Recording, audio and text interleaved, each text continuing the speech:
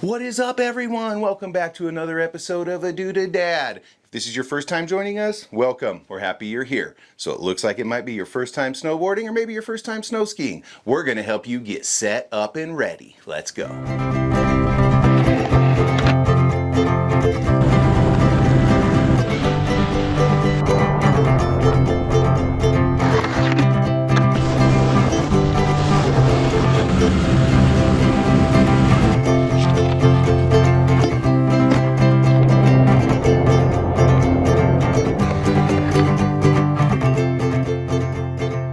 Today, our goal is to help you in your first time snowboarding or snow skiing stay warm and comfortable so you can make it all day.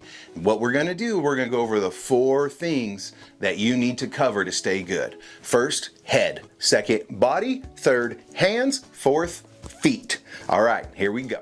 Okay, guys, we're going to start with the head. Now, you're probably going to want a helmet. It's your first time out on the mountain, and we are a bad example of this, but we're trying to do better. We're going to try to start wearing helmets more ourselves. So, helmet. Big purchase. You're going to go buy one. Some of them have earmuffs built in. Some of them look like batter's helmets. Some look like bike helmets. All kinds of different styles to choose from. But before you go buy this online, make sure that this fits you tight. You don't want this loose, and you don't want it too tight, or it's going to give you a headache all day. So, if you're going to be in there, in the cold, snowboarding, you're gonna want to wear a beanie probably. Are you a thick knitted beanie person or a thin beanie person? You're gonna want your helmet tried on with the beanie. The helmet has to go on top of the beanie. You don't want it to be too tight. You don't want to not wear a beanie because you need to be comfortable, right? So make sure you size your helmet to fit with the beanie. Next, we're going to talk about ski mask. A lot of times your faces get super cold and you want to block that wind on your face. Maybe not while you're riding, but riding up the lift or waiting in line for the lift. Ski mask, great idea. Also, rolls up as a beanie. Works pretty good as that. Kind of has a transformer attribute to it. Next, we're going to talk about face masks. A lot of people wear face masks, kind of go over their face, Velcro in the back, have holes, kind of let out the hot breath so it doesn't fog up your goggles or anything. Face mask, good idea too, like a bandana or anything like that.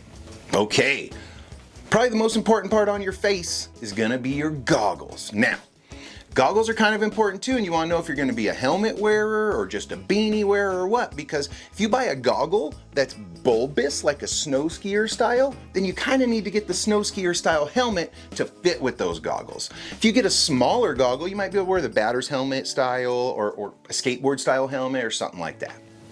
Another thing pretty important about goggles is the lenses. Man, there's all kinds of different ones. You could be clears or rose or yellow or smoke or mirror or any of that stuff. Just know those smoke in those mirrors are really good on the bluebird days with all the sun, and you want to break that sun down on the snow so you can see the texture of the snow so you know what you're getting ready to get into, right? But when it's overcast, those smokes in those mirrors, they kind of make all the shadows like blend in, and it's very hard to see what you're doing, and you almost kind of go ride by feel. So that's when you want to look at those yellows or those roses or pinks, because they'll kind of cut that overcast and help you see the ground and what you're riding over. All right, that does it for head. Let's move on to body. All right, now for the body. We got to keep this warm and dry, but a lot of times your body's what heats up and where you need to go to vent and where you need to go to cool. So we're gonna go with layers. Make sure you're wearing layers. You could be wearing thermals under your pants, you could wear sweats under your pants, you could wear yoga pants under your pants. Same thing with the top. We can get a thermal under there, a t-shirt under there. Tucker even wears a hooded sweatshirt under his jacket sometimes when it's cold. So make sure you layer, so when you come down the mountain, you can go back to your vehicle or your cabin and you can remove those layers, because as you sweat and those get moist, you're gonna get hot. You don't wanna be doing that, right? Get in layers so you can delayer. Okay, a common setup is pants and a jacket. Pants and a jacket work really good. They'll keep you dry, they'll keep you warm. But if you're new, you're probably gonna spend a lot of time sitting in the snow, falling in the snow. And the problem is your shirt comes up, your pants get a gap between your pants and jacket, snow gets all packed in there, or you'll get scrapes on your back, like ice burn from falling and sliding on your back like that. So you gotta be careful when you're wearing just a jacket and pants. As you can see here on Tucker, he wears his t-shirt sticks out. His t-shirt will get soaked, it'll be wet all day, and he will stay cold and uncomfortable in that spot. How do you beat that? Our favorite thing to wear to beat that, if it's a big powder day or it's really cold or we're gonna be trying stuff in the park, we're going bibs and jacket.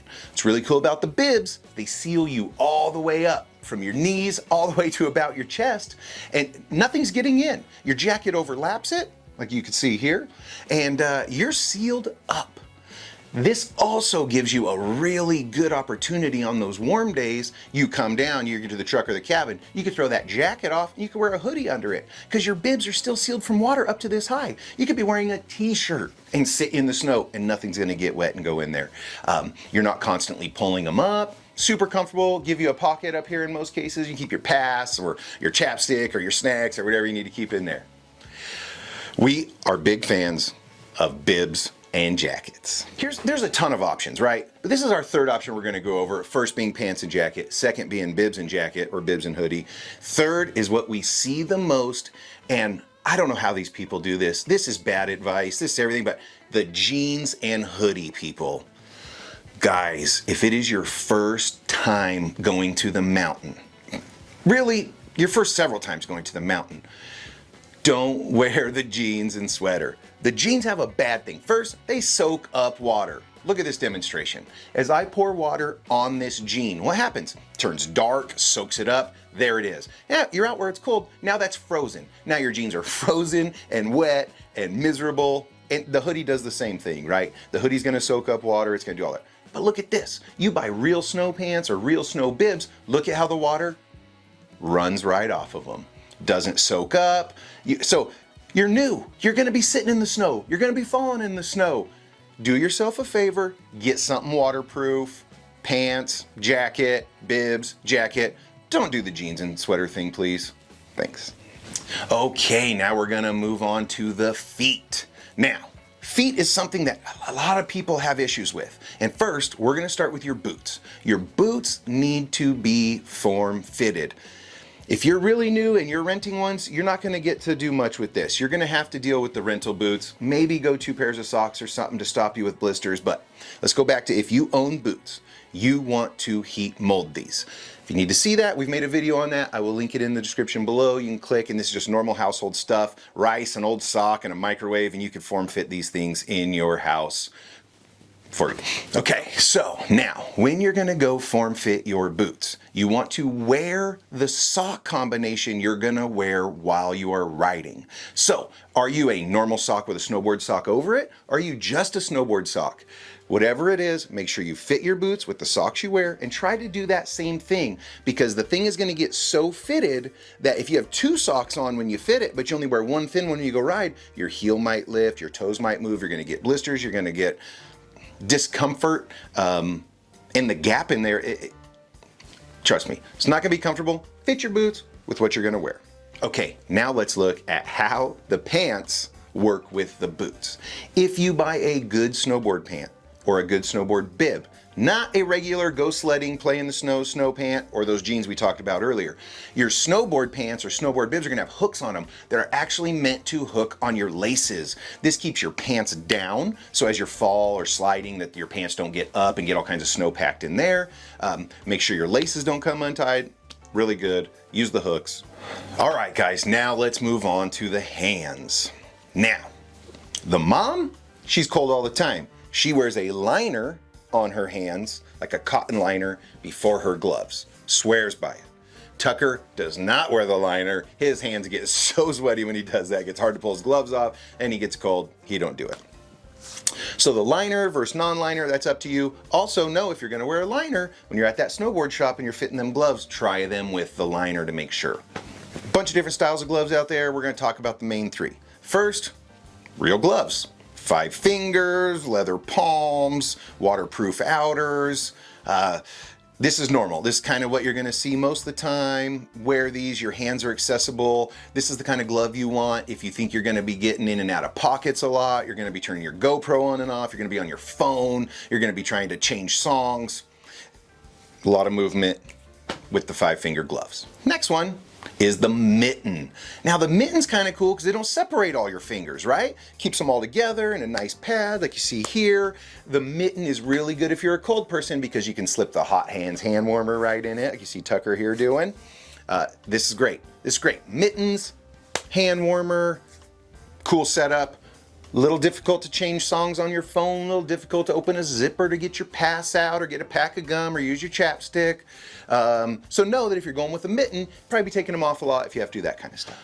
Okay, now there's a hybrid that Crab Grab, maybe others make, but this is a mitten, but it separates your first finger and your thumb, so your 3 fingers can feel warm, you can still fit that hot hand in there, but your finger and thumb are open to pinch a zipper, fix your goggles, whatever you gotta do. So, gloves, 5-finger, gloves, mitten, hybrid, gloves, Crab Grab. I hope that you guys take this seriously and you look at buying good, appropriate quality gear in the beginning. I know it's expensive and I know this is something that you think, oh, this will do, it's so much cheaper. Listen guys, if you go and buy a $50 snow pant and then you buy another $50 better one and then an $80 one, look at how many times you've spent money to get to the end goal. If you can afford it, and you want to be comfortable, and this is something you seriously want to do, buy the good stuff first. There's a reason why it costs so much. They are paying professional riders and professional adventurers to test this gear. They're coming back to the manufacturer and saying, hey, this is good, but we can improve this, we can improve this, we can make these better. Use the stuff that has the research and development to be quality. Keep you warm, keep you dry, keep you on the mountain longer. All right, guys, that's going to do it for this episode. Thank you for tuning in. We took the time here today to cover you, your head, your body, your feet, your hands. I hope that armed with this information, as you go to your local snowboard shop, you go choose stuff that's going to keep you warm, keep you dry, going to keep you on the mountain for a long time the first day, and really encourage you to come back and enjoy it again. Guys, I can't tell you enough.